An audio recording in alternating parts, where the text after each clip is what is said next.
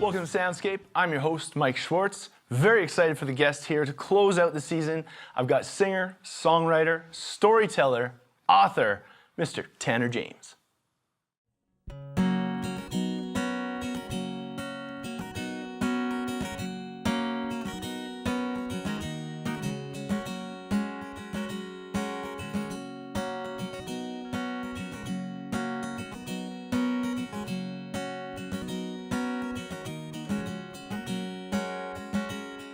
Cecile, why won't you call my name? Oh, Cecile, why won't you kiss my face? Did I do you such wrong that I had to write this song?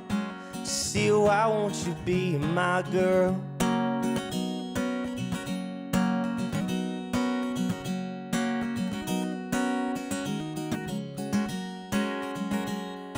Cecile ain't got no New Year's kiss.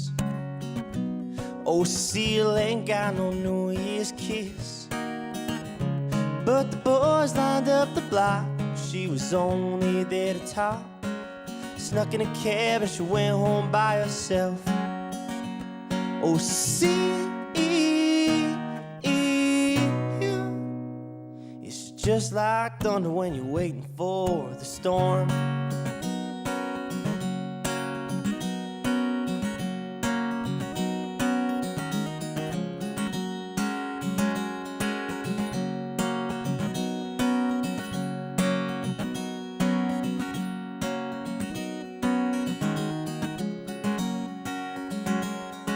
Cecile, why won't you be my girl? Oh, Cecile, why won't you be my girl? Where the boys lined up the block, but you were only there to talk. She snuck in a cab and she went home by herself. Oh, Cecile, yeah, Cecile, she's just like thunder when you're waiting for. She's just like thunder when you're waiting for. She's just like thunder when you're waiting for the storm. The storm. Oh, the storm. Oh, the storm. For the storm.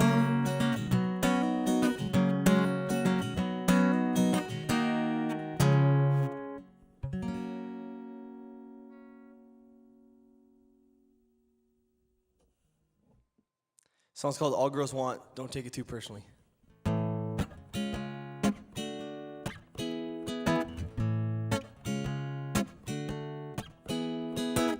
saw you the other day with the man with a handlebar mustache and aviator sunglasses, yeah, in a Camaro on a Sunday afternoon. I was riding my 10-speed, just thinking of you. I saw your head slip down between his knees, and I pictured your fingers dancing in his Levi's jeans.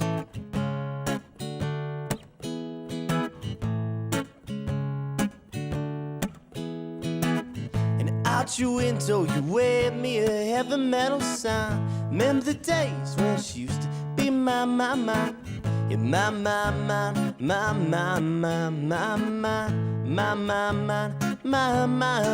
mind. 'Cause all girls want is bad boys with sleeveless t-shirts, cocaine and tattoos, holes in their jeans.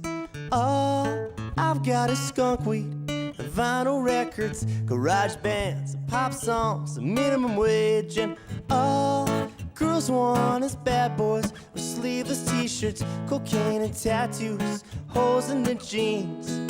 All I've got is skunk weed and vinyl records, garage bands, pop songs, minimum wage. And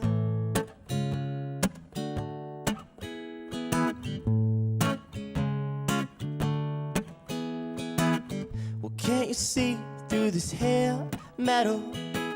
I really thought, girl, that you were better. Oh, to sing you Whitesnake, to sing you The Crew. I thought you'd prefer The Cure or Husker Du. do do do do do do do do do do do do do do. Now I sit out your window with my ghetto blaster. Did you leave me only because his car was faster? Is that what you did? And is that how it goes? And uh-oh, if only, girl, I would've ever known that. All girls want is bad boys with sleeveless t-shirts, cocaine and tattoos, holes in their jeans. I've got a skunk weed and vinyl records, garage bands, pop songs, minimum wage. And all girls want is bad boys with sleeveless t-shirts, cocaine and tattoos, holes in their jeans. I've got a skunk weed and vinyl records, garage bands, pop songs, minimum wage. And whoa, oh, oh, oh, da da da da, whoa, oh, oh, oh, da da da da, whoa, oh, oh, oh, da da da da, whoa, oh, oh, oh, da da da da da. All right, sitting down with Tanner James. Tanner, thank you so much for coming by. Thanks for having me. All right, my man, well, let's dig in. Bit of a decorated history. You know, we go back a little bit here in the music scene. You're now a singer-songwriter, storyteller, author, but it didn't start there. Why don't we kind of take it back to the early days of the punk rock scene, man? Yeah, I wear a lot of different hats, Mike, so It's true. let's talk about one of those hats. Which one do you want to start with, man? Yeah, I grew up on a farm outside of Tabor, Alberta, and it was sort of a cultural bubble. And when I say cultural bubble, I mean there was no culture in that bubble, besides big pop country music that came to Lethbridge, to the MX Center, and was in a stadium. So to be involved in the arts was kind of like landing on the moon. It was just out of the question. Didn't seem like in the realm of possibility. Right. And then I saw a punk rock band come through town and play an all-age show when I was probably 14 or 15, and they put a crappy old PA in a van and set it up and put on the show, rented a community hall and promoted it themselves, and it was sort of a community do-it-yourself effort. And I remember thinking, hey, I could do that, and that was sort of like where it all began. And it was empowering to see someone take it into their own hands and just do it on their own terms and not play the pop country machine. It was kind of cool. So Exactly. Well, and it being so out of the element for what you were kind of used to, growing up farming town kind of thing, right? Yeah. So Yeah. So let's kind of dive in from there. So punk rock scene, you've done a couple. I've had the pleasure of working with you in a couple different kind of forms, you know, with artist management and also in health and fitness and all these kind of things. So I've seen the career, but. How do you go from punk rock, Tabor, Alberta, like that doesn't make sense in itself, but then the storybook career here now, to be a touring musician, storytelling, and singer-songwriter.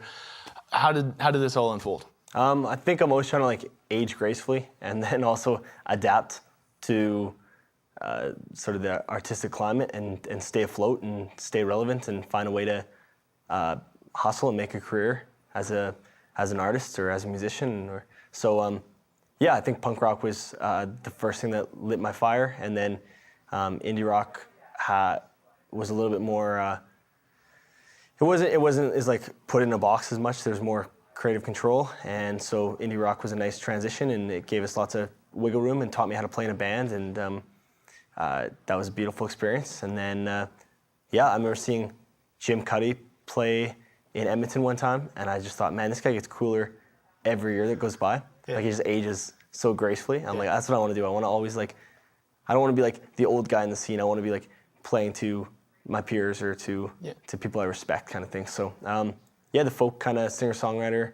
I got to transition and be the young guy, as opposed to like the aging indie rocker or like I'm 31 and that's pretty old for punk rock, but it's pretty young for folks. So I'm just trying to make it work for me, really. That's awesome. Yeah. Well, and then let's talk about a new venture. I mean, like I said, author. How does so storyteller, singer-songwriter, now author, and I've actually got a copy of your book right here.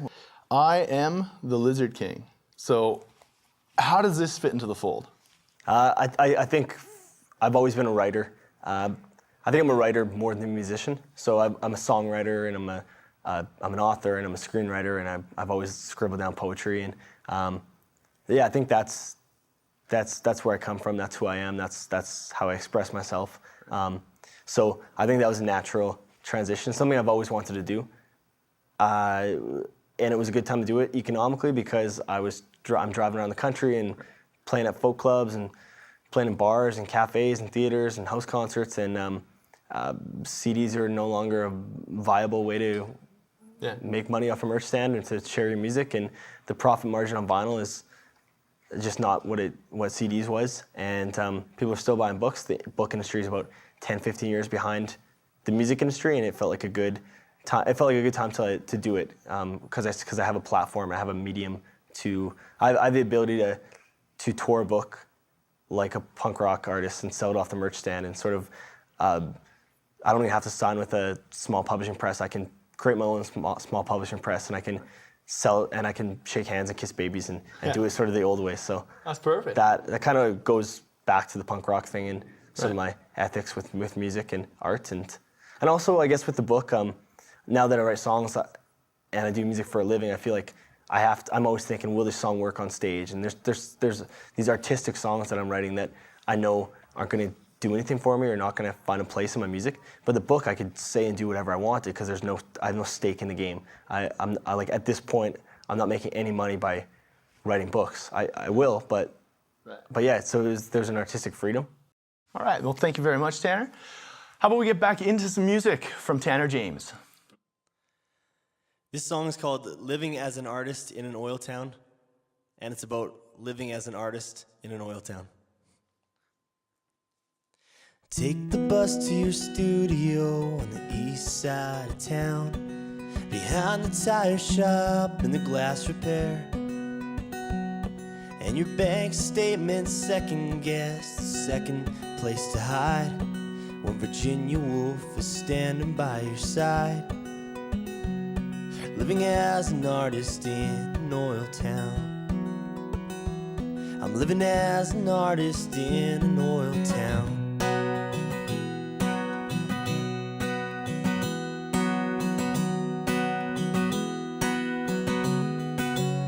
$28 breakfasts that line the trendy streets, either rising like the price of gasoline.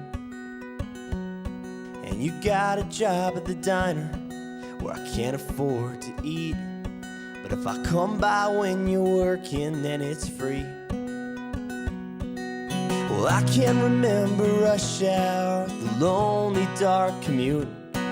My days are now rivaled by the muse, and the future is unwritten, but it's right beneath our feet. I wait for the flailing sense of security, and I'm a little afraid of what happens now. I'm living as an artist in an oil town.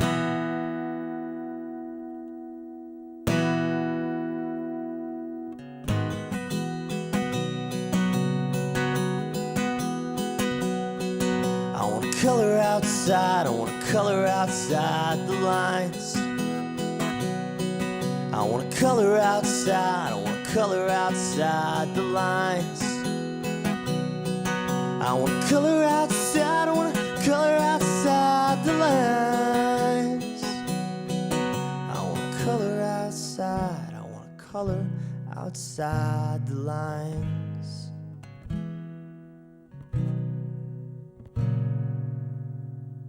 Well, the steam whistle blows to send the workers home, and my day ends when the cymbals finally crash. I'm living as an artist in an oil town.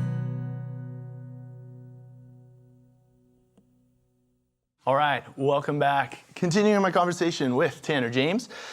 Let's dig in, man. You've been a road warrior for some years now. Any advice for what you were doing back when you first started as opposed to now? Is there a win, a lose? Like, is there any rhyme or reason to how you're doing things now? Yeah, I think that touring is like dog years. Like, so 1 year on the road is equivalent to 7 years. 7 real years. It takes off your life anyway, so I don't know. I've been doing it for a long time.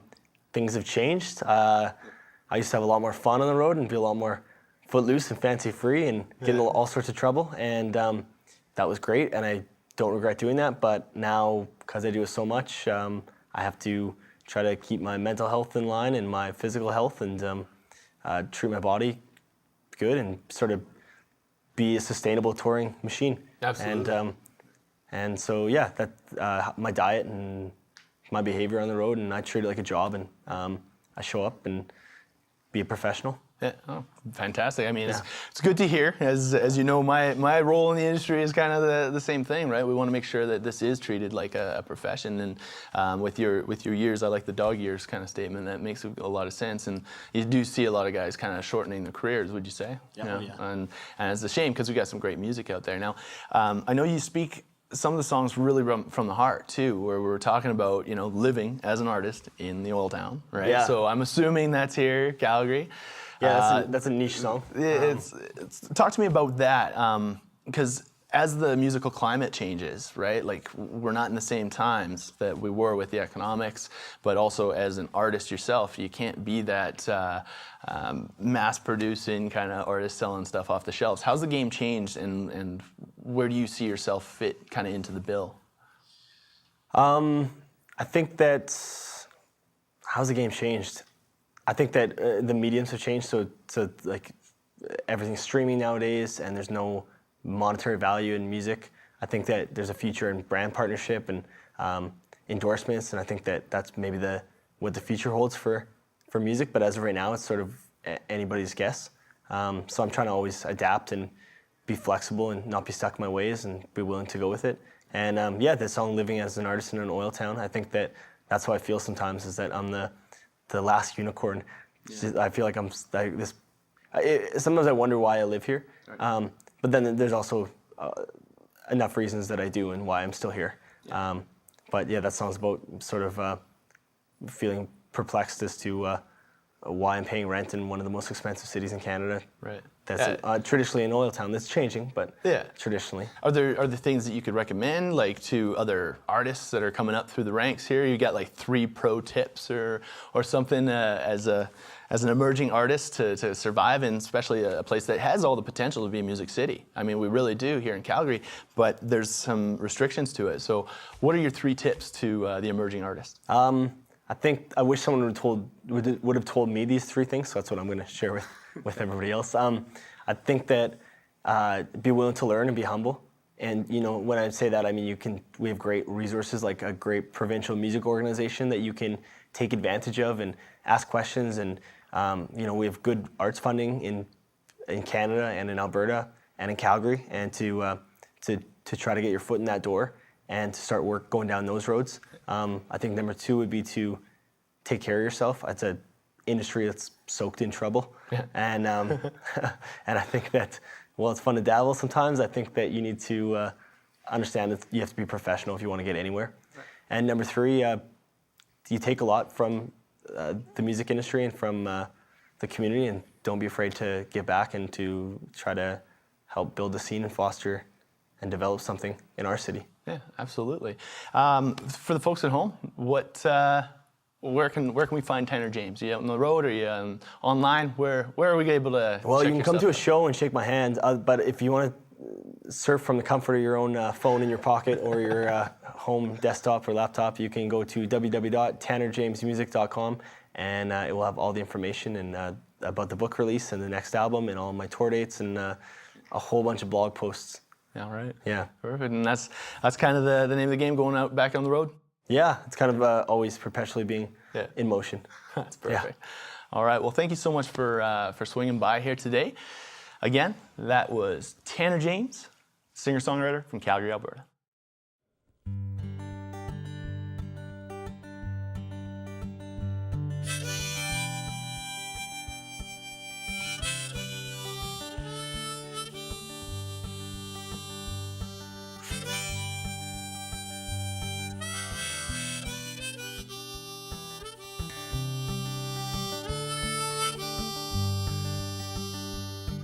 We danced like fools under the stars that were shining there like jewels.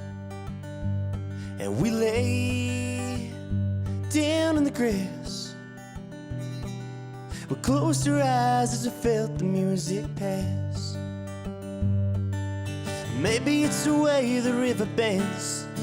Maybe it's my long lost friends. Maybe it's the way Chris Isaac's singing tonight. Maybe it's the wine, maybe it's the moon, maybe it's a long lost country tune. But baby, I think tonight we got it made. Yeah, baby, I think tonight we got it made.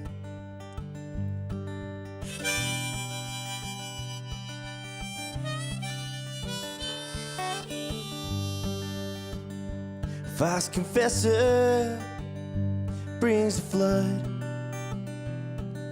No one sings it quite like Nico does. And we'll laugh, we'll tell some jokes. We'll be right here, we'll leave phones at home. Maybe it's the way the river bends. Maybe it's my long lost friends. Maybe it's the way my heart is beating tonight. Maybe it's the wine, maybe it's the moon, maybe it's a long lost country tune. But baby, I think tonight we got it made. Yeah, baby, I think tonight we got it made.